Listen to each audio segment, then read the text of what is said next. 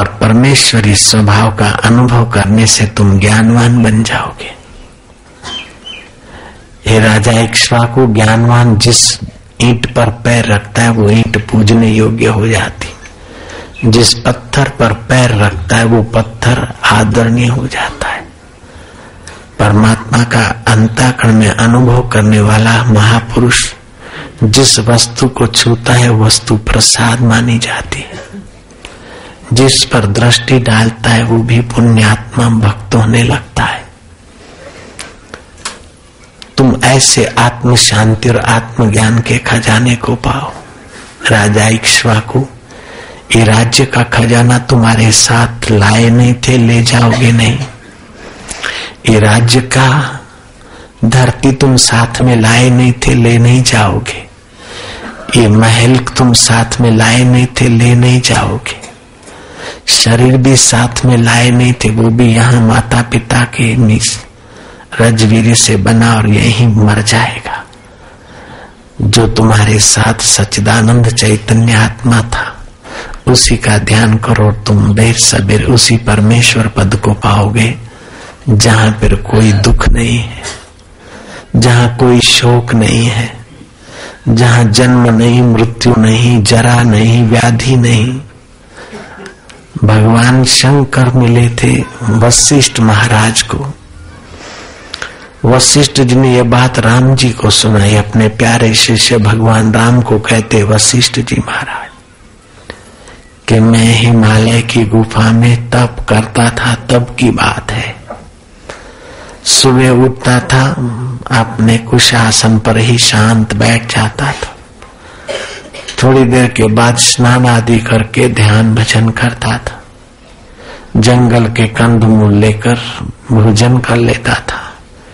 शाम के समय मेरे आसपास गुफाओं में रहने वाले शिष्यों को शास्त्रों का ज्ञान देता था। ऐसा मेरा तपस्या का सिलसिला चल रहा था। एक दोपहरी को पार करके सूर्य नारायण संध्या के तरफ जा रहे थे। मैं अकेला बैठा था, अरुंधति पास में थी। आकाश में देखा तो प्रकाश प्रकाश प्रकाश पुंज। गौर करके देखा तो भगवान चंद्रशेखर मां पार्वती के साथ संध्या विचरण कर रहे, मेरे आश्रम की ओर आ रहे। राम जी, मैंने मन ही मन उनका अर्घ्यपात से पूजन किया, फिर अपने आश्रम में उनके अनुकूल आसन बिछाया और अर्घ्यपात लाया। इतने में वे आ बिराजे। मैंने उनका भली प्रकार पूजन किया।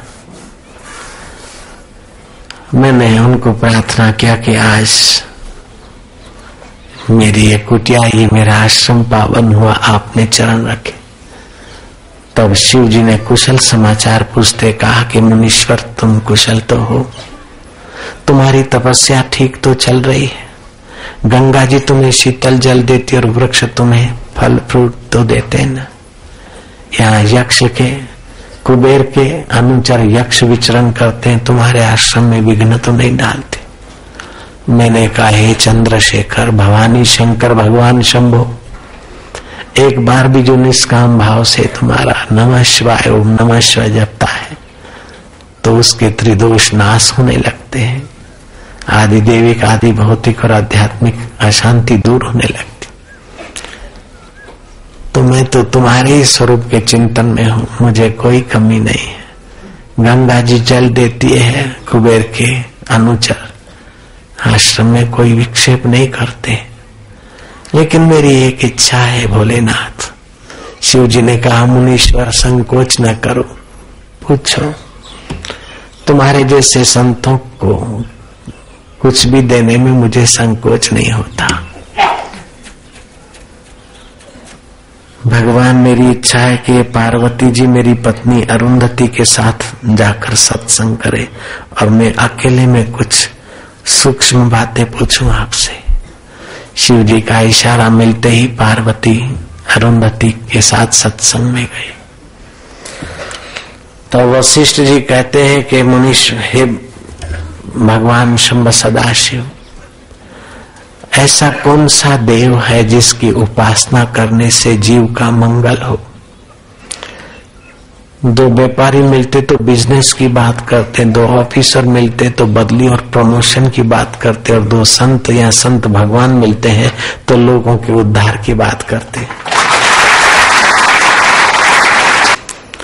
भगवान शिव जी से पूछते हैं वशिष्ठ महाराज कि प्रभु ऐसा कौन सा देव है जिसकी पूजा करने से मानव किसी भी युग में सुगमता से तर जाए? ऐसा नहीं पूछते कि मेरे को ये मिल जाए, मेरे को वो मिल जाए, या मेरा ये प्रॉब्लम। आत्मज्ञानी संतों का कोई प्रॉब्लम ही नहीं होता है। समाज का प्रॉब्लम सॉल्व करने के लिए भले वो अपना प्रॉब्लम मानकर कुछ करें, गोविंद सिंह जैसे लोग। मुगलों का जुल्म ये गोविंद सिंह का प्रॉब्लम नहीं था, समाज का प्रॉब्लम था, तो गोविंद सिंह ने अपना बनाकर दोनों बेटे दीवार में चुनवा लिए और भी कई जुल्म सहे। तपी हुई रेती में तेग बहादुर ने अपना प्राण त्यागे, तवे पर बिठाकर तपी हुई रेती मुगलों ने डाली। ये गुरु कभी दुख सहते हैं तो अपने दुख मिटाने के लिए दुख नहीं सहते, औरों के दुख मिटाने के लिए अपने को दुख में डाल देते, क्योंकि औरों के रूप में भी मेरा ही स्वरूप है। ऐसा उन महापुरुषों का मंगल अनुभव होता है। वशिष्ठ जी कहते हैं प्रभु ऐसा कौन सा देव है जिसकी पूजा करने से संसार के दोष निवृत्त होते हैं? कौन सी उपासना है कि हर युग में व्यक्ति उस उपासना के आधार पर अपने को भगवत रस सराबोर करते? ऐसा कौन सा उपाय है कि सतयुग हो चाहे द्वापर त्रेता हो चाहे घोर कलयुग हो, जीव का उद्धार शीघ्र हो और वो देव प्रसन्न हो? ऐसा कौन सा देव है? हे महादेव आप ही बताइए। हे राम जी, तब देवादि देव महादेव ने कहा कि मुनीश्वर, सहस्त्र नेत्रधारी इंद्र भी वास्तव में देव नहीं है, ब्रह्मा जी भी वास्तव में देव नहीं है, और मैं भी देव नहीं। कैसे सत्यवक्ता है महादेव? महादेव बोलते मैं भी वास्तव में देव नहीं हूं। कौन बोल रहे? महादेव स्वयं बोल रहे। कैसा सनातन धर्म का अद्भुत सत्य है। हे मुनीश्वर, जो ब्रह्मा जी में, इंद्र में और विष्णु में है और मुझ में और तुम में है, वही आत्मा ही वास्तव में देव है। उनके होने से ही सब है।